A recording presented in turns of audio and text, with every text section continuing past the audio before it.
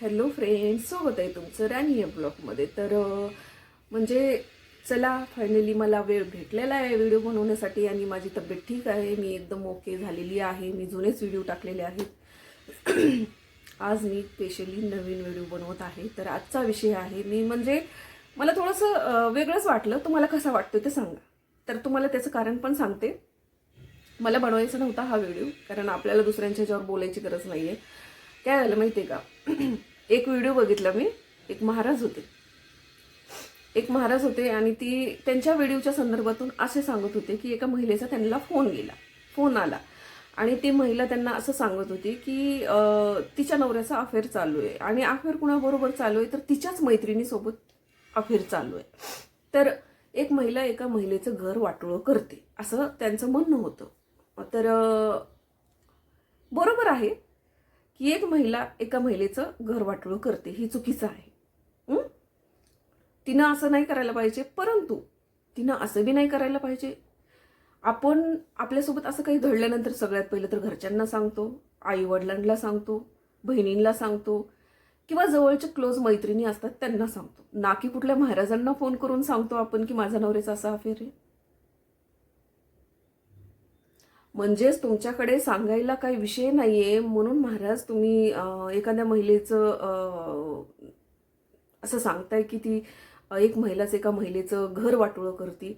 तर हे चुकीचं आहे. कारण ती तिच्या घरच्यांना सांगेल, मैत्रिणी बहिणीला वगैरे ह्यांना सांगेल. ती तुम्हाला फोन करून सांगायचा संबंध काय आणि तुम्ही करणार काय? तुम्ही करणार काय? तर आपल्याला हा राहिला महाराजांचा नॉर्मल विषय, मला सहज बोलायचा होता म्हणून मी बोलायला घेतलेला आहे. परंतु एक महिला एक महिलेचं घर वाटोळं करते, तर त्याच्याबद्दल मला थोडंसं सांगायचंय की ते घर कसं वाटोळं करते किंवा आपण आपलं घर कसं वाटोळं करून घेतो. सगळ्यात पहिला मुद्दा. तर सगळ्यात पहिलं तर तुम्ही जे नवऱ्याला टॉर्चर करता ना, की तो फोन बघत असेल तर सतत त्याच्या फोनमध्ये बघणं, त्याचा पासवर्ड प्रत्येक गोष्टीचा आपल्याकडे असणं, त्याला सतत कुठेच आहे म्हणून फोन करून विचारणं, सतत त्याचा फॉलोअप घेणं आणि सतत त्याला असं टॉर्चर करणं, त्याला असं वातावरण फ्रेश न देणं. बरोबर ना? ज्या वेळेला परेशान होतं माणूस, त्यावेळेला कुठेतरी एक निवारा शोधतं की आपल्याला कुणीतरी समजून घेणारं, आपल्याला कुणीतरी समजवणारं, आपलं कुणीतरी ऐकून घेणारं असं कुणीतरी पाहिजे असतं. त्याच वेळेला तो असं करतो. सगळ्याच महिला अशा असतात असं मला म्हणायचं नाहीये, पण ठराविक महिला अशा आहेत आणि ऍक्च्युली स्वतःच्या डोळ्यांनी आम्ही बघितलेले आहेत. अशा काही महिला आहेत की ज्या ऍक्च्युली खरंच असं करतात. खरंच म्हणजे जगणं मुश्किल करतात हो बिचाऱ्याचं. मला असं म्हणायचं नाहीये. काही काही लेडीज पण ह्या परिस्थितीमधून जातात बरं का. काही काही लेडीजला असं होतं, काही काही जेंट्स सोबत असं होतं. लेडीज सोबत असं होतं म्हणजे लेडीज सोबत सुद्धा की नवरा तो ऑफिसमधून आला की तिचा फोन चेक करणार, तिचे अकाउंट चेक करणार, तिचे कॉल डिटेल्स चेक करणार, तिचा फोन चेक करणार किंवा तिचे म्हणजे जे काही फ्रेंड्स वगैरे चॅट असतील ते चेक करणार आणि मग तिला परेशान करणार, टॉर्चर करणार आणि दहशत पसरवणार आणि तिच्या मनामध्ये भीती तयार करणार की जेणेकरून ती असं दडपणाखाली येईल आणि चुकीचं पाऊल उचलेल किंवा ती पण असं कोणाला तरी म्हणजे नाही का बोलेल, शेअर करेल आणि त्याच्यातून समोरचा व्यक्ती फायदा उचलेल तिचा.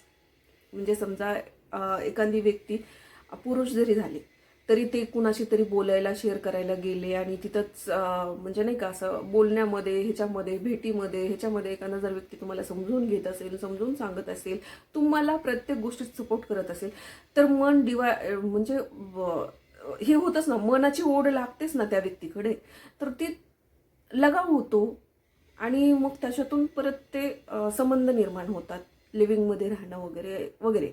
तर मग हे होऊ नाही जर असं वाटत असेल तर नवरा आपला थोडीशी प्रायव्हसी देऊन बघा. थोडीशी त्याला प्रायव्हसी द्या. थोडंसं त्याच्याकडे म्हणजे नाही का वेळोवेळी त्याला काय आवडतं, त्याला काय आवडत नाही, त्याला नाही आवडत आहे कटकट करणं, तुमचं सारखं सारखं त्याला हे करणं, टॉर्चर करणं, तर थोडंसं चेंज करा ना. बरोबर ना? थोडंसं चेंज करायला पाहिजे. आपण थोडंसं बदलायला पाहिजे. मी तुम्हाला सांगते, माझ्या घरामध्ये ॲक्च्युली आत्ताच नाही, आम्ही दोघं एकत्र बी राहत होतो ना, तर आम्ही असं फोन कधीही म्हणजे ॲक्च्युली माझा पार्टनर पण माझा फोन जर आला ना तर तो माझ्याकडे आणून देतो. आणि त्याचा जर फोन आला ना, तो बाथरूममध्ये आंघोळीला गेलेला असेल, वॉशरूमला गेलेला असेल, तरी सुद्धा तो तेवढ्या वेळ वाजतच राहील, पण मी कधीही रिसीव्ह करत नाही किंवा कुणाचा आहे हा सुद्धा बघत नाही. इव्हन एवढंच नाही तर मी माझ्या मुलाचा सुद्धा कधी फोन चेक करत नाही. मुलीचा करायचे त्याच्या मागे रिझन होतं आणि मला ते जे नको व्हावं म्हणून मी करत होते तेच गोष्ट झालेली. तर मला थोडंसं सांगायचं आहे की थोडंसं तुमच्यामध्ये चेंजेस येणं गरजेचं आहे. नवऱ्यावरती लक्ष असावं, पण कितपत, की तो आपल्यापासून लांब जाईल इतपत नाही, बरोबर. आणि बायकोवरती पण किती लक्ष असावं, पण इतपत नाही की ती तुमच्यापासून लांब जाईल. थोडं तिला समजून घ्या, तिचं म्हणणं ऐकून घ्या. भले तुम्हाला तिची काही गोष्ट नाही पटली तर त्या वेळापुरती ओके म्हणायचं आणि नंतर तिला समजून सांगण्याचा प्रयत्न करायचा ज्या वेळेला ती समजून घेण्याच्या मनस्थितीमध्ये असेल. ओके. तर मला हे सांगायचं, नवरा बायकोपासून लांब जाण्याचं कारण एकमेव बायको आहे आणि बायकोपासून नवरा लांब जाण्याचं कारण एकमेव नवरा आहे. म्हणजेच आपण समजा आता तो नवरा आलेला आहे, तुम्ही त्याचा फोन चेक करताय, हे करताय, त्याला अपेक्षा असते की मी गेल्यानंतर बायकोनं पहिलं मला पाण्याचा ग्लास दिला पाहिजे. तर ओके, खरंच दिलाच पाहिजे. आणि हे सगळं मी करते तरच बोलते. तुम्हाला मी दाखवायला मी आता एकत्र राहत असते तर मी तुम्हाला 100% ते दाखवलं असतं की मी माझ्या नवऱ्याची काय काय कामं करते. मी माझ्या नवऱ्याला, तो आंघोळीला गेला तर त्याला टॉवेल देणं, तो आंघोळीहून आल्याच्या नंतर पहिले त्याचे कपडे काढून ठेवणं, तो आंघोळीवरून कपडे घालून तयार होईपर्यंत माझा ग्लास पाण्याचा हातात, तो पाणी पिऊन खाली ठेवेपर्यंत मी त्याला चहा द्यायची. आणि तो ऑफिसला गेल्याच्या नंतर नाश्ता डब्बा सगळं करून द्यायचे आणि तो गेल्याच्या नंतरच मी माझं कामाला स्टार्ट करायचे आणि मी मला स्वतःला तेव्हाच वेळ द्यायची. 1 मिनिट. गरमी वाढली ना, फॅन चालू करण्यासाठी उठले होते. तर मी तुम्हाला सांगत होते की ही मी कामं करते आणि खरंच प्रत्येक नवऱ्याला तशीच अपेक्षा असते. म्हणजे तुम्ही आल्याबरोबर जे काही घरातले प्रॉब्लेम असतील आल्याबरोबर नका शेअर करू. पहिलं त्याला येऊ द्या, फ्रेश होऊ द्या, पाणी द्या, चहा द्या आणि नंतर त्याच्या जवळ बसून परत तुमचे काही प्रॉब्लेम असतील ते बोला.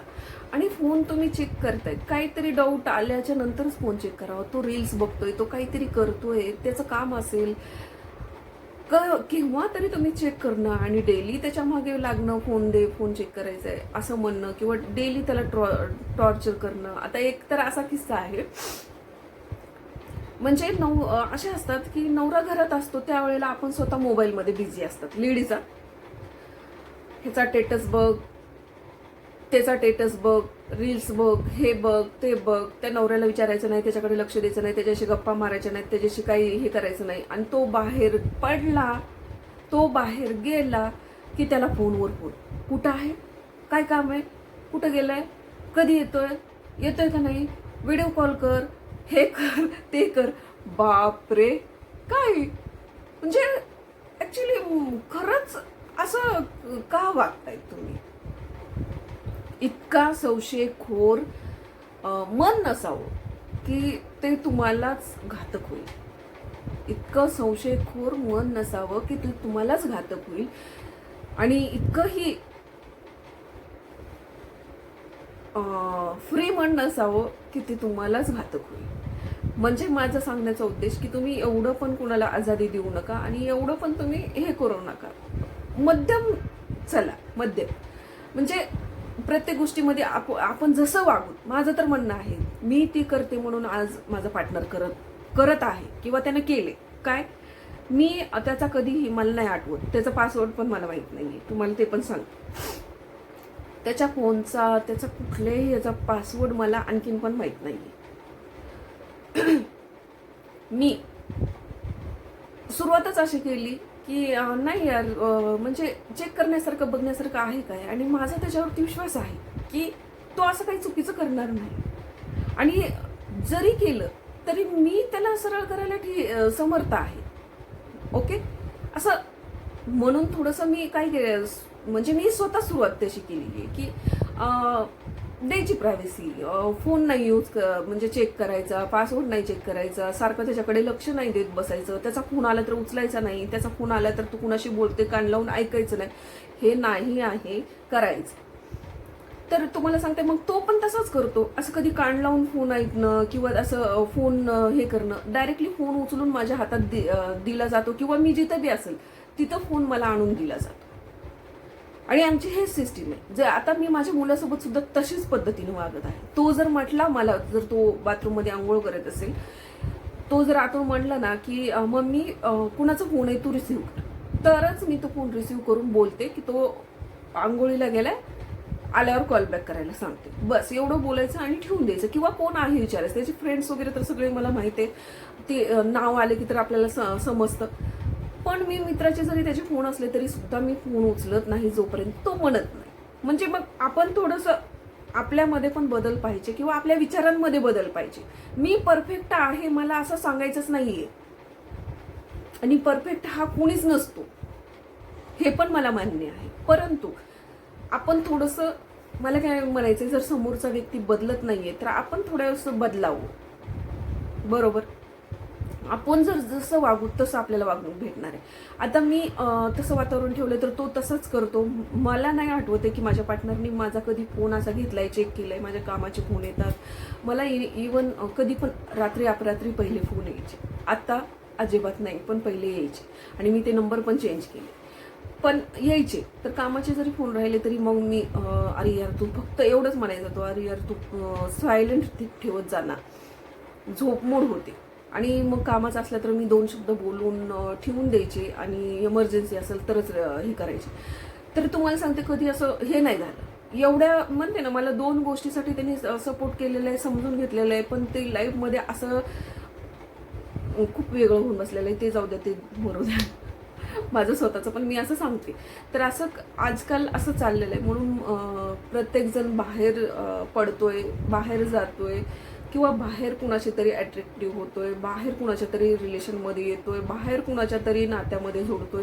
तर ह्याचं कारण हेच आहे की आपण खूप जास्ती इंटरफेअर करतोय किंवा खूप जास्ती टॉर्चर करतोय किंवा खूप जास्ती एखाद्याला आपण हे करतोय. तर थोडासा वेळ द्या. मस्त असं मी सांगते तसं करा. मस्त असा नवरा जर तुम्हाला खूप छान सांभाळत असेल, तुम्हाला समजून घेत असेल, तर तुम्ही त्याला समजून घेणं खूप गरजेचं आहे. तो असा ऑफिसवरून आलेला आहे, तुम्ही मस्त अशा फ्रेशमध्ये तयार होऊन टाकाटक त्याची वेटिंग करत आहात. तो आल्याबरोबर तुम्ही एखादी स्माईल द्या. स्माईल दिल्याच्या नंतर तो फ्रेश होऊन आल्याबरोबर त्याला एक ग्लासभर पाणी द्या आणि एक कपभर चहा द्या. बघा तो कसा खुश होतो. थोडंसं माणसाला लागतं काय, खुश व्हायला. आपल्याला लेडीजला लागतं हे गिफ्ट पाहिजे, ते गिफ्ट पाहिजे, हे दिलं पाहिजे, तर आपण खुश होतो. पण सगळ्या लेडीज तशा पण नसतात. काही लेडीज एखाद्यावरती अशा पण खुश असतात, बरोबर ना. परंतु पुरुषाचं तसं काही नसतं. पुरुषाला काय पाहिजे असतं की ते खूप सारं ऑफिसचं टेन्शन झालेलं असतं आणि त्याला असं वाटतं घरी आले की मला अशी बायको एकदम मस्त स्माईलमध्ये फ्रेश भेटावी आणि तिनं मला ग्लासभर पाणी आणि कपभर चहा द्यावा, ही अपेक्षा असते. तुम्ही ही अपेक्षा पूर्ण करा ना, मग तुमच्या अपेक्षा पूर्ण होणारच, बरोबर ना. माझं काही चुकतंय का, मला सांगा फ्रेंड्स. तर त्या महाराजांनी असा उद्देश दिला होता. तर मला थोडंसं कन्फ्यूज झालं की महाराजांना का ती फोन करत, तर चुकीचं आहे. आणि जिथं खातात तिथंच उलटी टंगडी करतात, अशा तर मैत्रिणी जवळ करूच नाही, पहिला मुद्दा. आणि जरी असतील मैत्रिणी तर असं नाही मी मैत्रिणी जरी असल्या तरी त्यांचं मित्रमैत्रिणीचं नातं असू शकतं. ते लिव्हिंगमध्येच आहे. तुम्ही कशावरून ठरवले, तुम्ही स्वतःच्या डोळ्यांनी बघितलंय, कानाने ऐकलंय नाही ना. मग जोपर्यंत तुम्ही स्वतःच्या डोळ्यांनी बघत नाही, कानाने ऐकत नाही, तोपर्यंत तुम्ही का विश्वास ठेवता आणि का त्या नवऱ्याला संशयाच्या नजरेने बघता की त्याचं असं आहे, त्यानं तसं केलंय. असं नाहीये, मला असं म्हणायचंय. मग ती जेंट्स जरी असला तरी त्यांना सुद्धा आधी स्वतःच्या डोळ्यांनी बघावं, कानाने ऐकावं आणि मगच ठरवावं की ती तशी आहे का नाही, बरोबर ना की तुम्ही तिला कलंकित करणार आहे, त्याला बदनाम करणार आहे आणि परत त्याच्याकडनं अपेक्षा ठेवणार आहे. तर चुकीचे. एकदा गेलेली इज्जत वापस येत नाही ना, तसं आपल्या तोंडातून गेलेले शब्द सुद्धा वापस येऊ शकत नाहीत. त्यामुळे थोडेसे वापरताना किंवा विचार करून, खोलवर जाऊन आणि त्याची पडताळणी करून, म्हणजेच त्यात खरंच आहे का, हे झाल्याच्या नंतरच तुम्ही ते बोलावं किंवा त्या गोष्टी कराव्या, ना की तुम्ही स्वतःच्या हाताने स्वतःचा संसार उद्ध्वस्त करावा. संशयामुळे बरेच संसार उद्ध्वस्त झालेले आहेत. तर होऊ नये यासाठी काळजी फक्त एकच घेऊ शकता की तुम्ही थोडं समजून घ्या आणि प्रायव्हसी द्या दोघांनाही, एकमेकांना, आणि विश्वास ठेवा. मेन म्हणजे तुमचा विश्वास असणं महत्वाचं आहे कुठल्याही नात्यामध्ये. मी म्हणते ना, वकिलांनी सांगितल्यामुळं माझ्या नवऱ्याने माझ्यावरती आरोप केले नाही, तर माझा नवरा, आम्ही 2-2 महिने आमची भेट नाही व्हायची. तो जॉबमुळे तो 2-2 महिने जरी नाही आला ना तर आमची भेट नाही व्हायची. तर तो कधी मला असा बोलला नाही की म्हणजे